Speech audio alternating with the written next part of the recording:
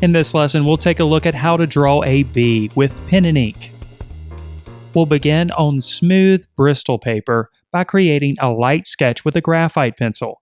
For this demonstration, I'm using an H pencil, but I'm making sure that I don't put too much pressure with the pencil. We don't want to create grooves in the surface of the paper. Initially, we'll begin with 3 basic shapes for the body of the bee, one for the head, one for the middle portion, and then one for the abdomen. Then we can start adding some of the shapes for the legs. The legs of the bee are segmented, so for each portion of the leg, I'll create a different shape. We'll also add a shape for the wings, and then we'll continue adding the segments for each one of the legs. Most of the lines at this point are nice and loose. I may draw several lines to indicate the shape. We can define the contours in a later stage when we start adding the pen and ink, but at this point, it's all about finding the basic shapes. Sometimes I think a lot of beginners get overwhelmed with the details, when what we should be looking for in the early stages of the drawing are just the basic shapes. We'll draw a couple of simple shapes for the antenna, and then we can go back in and start defining some of the other shapes that exist within the body of the bee. Like on the back side of the abdomen, we can see that we have stripes, but each one of these stripes forms a different shape. We'll also give a loose indication of some of the hair on the body. Then, using a kneaded eraser, we'll gently lift up these graphite applications, making them much lighter. We can still see to apply the pen and ink, but the lines aren't as strong as they were before. We'll begin with the eye. And in this case, I'll lightly outline the outer portion of the eye before reserving an area of highlight.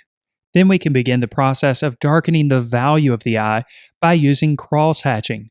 We'll allow our lines to slightly curve to indicate a bit of the form of the eye. I'm using a 0.1 micron pen for this entire drawing. The line that this pen creates is just 0.25 millimeters, so it's a very small line. We'll continue creating a few lines around the head to indicate some of the fur on the head of the bee.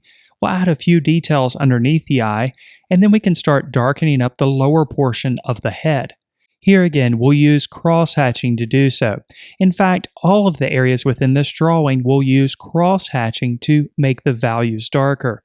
With any drawing that you create, it's important to stay consistent with your application techniques. If we were to switch to stippling or perhaps creating random lines to darken up our areas of value, we might create a bit of inconsistency, but sticking with cross-hatching ensures that we have harmony and unity in the final piece. We'll darken up the antenna before moving on to adding a bit more hair and fur to the body.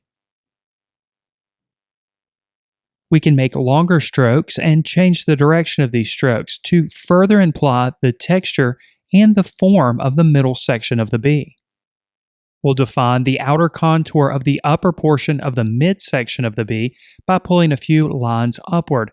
Then we can start darkening up the areas closer to where the wing attaches to the body.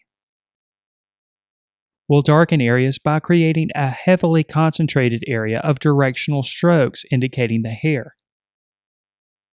We'll go ahead and define some of the lines for our first leg.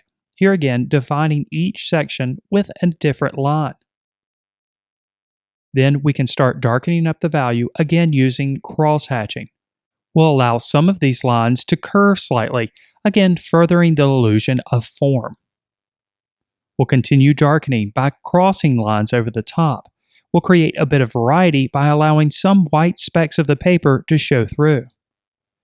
And we can also add a few indications of fur, even on the legs. Then we'll return back to the body. As we continue working on the areas of hair in the midsection, we're pulling strokes outward just as the hair would grow. This allows them to subtly taper at the end, creating the illusion of realistic hair. Of course, the illusion of texture is equally important, so we're going to vary the directional lines that we create here. And we can simply go back and make a few areas darker to create a bit more variety and value and create the illusion of a bit of form.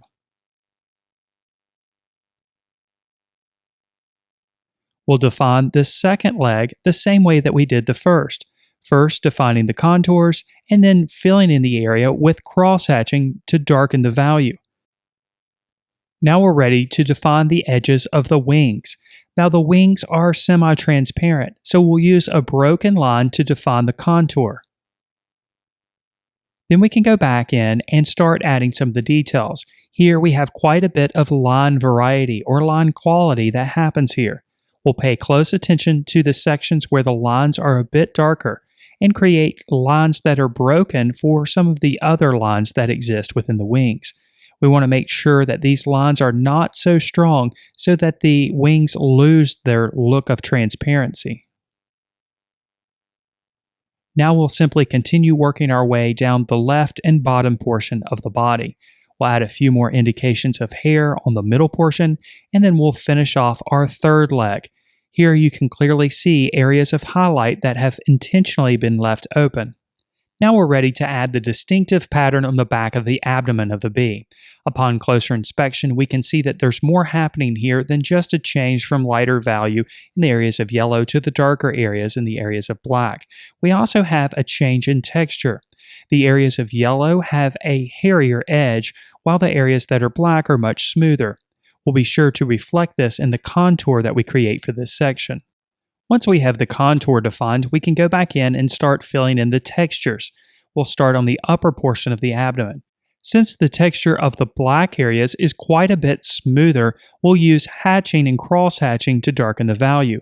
In the areas that are lighter, remember this texture is different, it's a bit more furry, we'll use directional strokes to indicate the illusion of hair. But before we work too far down the abdomen, we need to address the leg that overlaps it. On the outer edges, there's quite a bit of lighter value, so we'll define this area before darkening up the center portion of the leg. We'll darken up the center portion of the leg again with cross-hatching. Now we'll return back to the abdomen and the pattern. We'll create directional strokes again for the areas of lighter value, in this case pulling strokes downward, following the cross contours of the abdomen. We'll repeat this for each of the lighter sections within the pattern on the back side of the abdomen.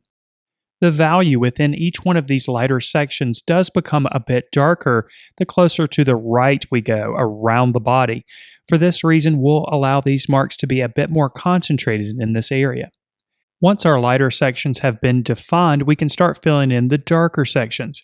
Here again, we'll use cross-hatching to do so. We'll make sure that our lines are flowing with the cross contours of the form of the abdomen, progressively overlapping them until we get a nice rich dark. These darker sections are quite a bit shinier than the furry sections. This produces an area of highlight on the left side of the abdomen, so we'll create a nice hard edge between the highlight and the darker sections, thus creating this illusion of reflection.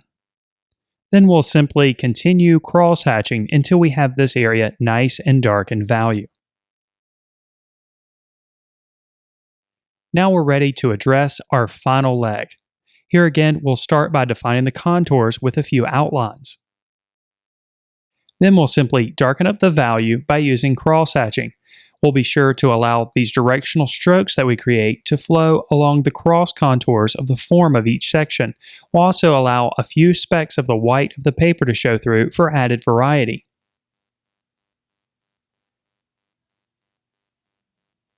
Then of course, we'll pull a few lines to indicate a few hairs on this leg as well.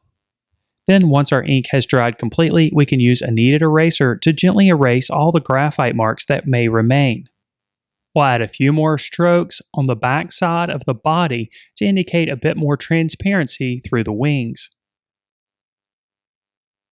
And now our drawing of a bee using pen and ink is complete.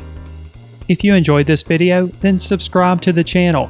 And if you want to learn even more about drawing and painting, then check out our comprehensive membership program, which includes video courses, live lessons, ebooks, lesson plans, and much, much more. To learn more about our program, just click on the button in the center of your screen or click on the card in the upper right-hand corner. Thank you so much for watching.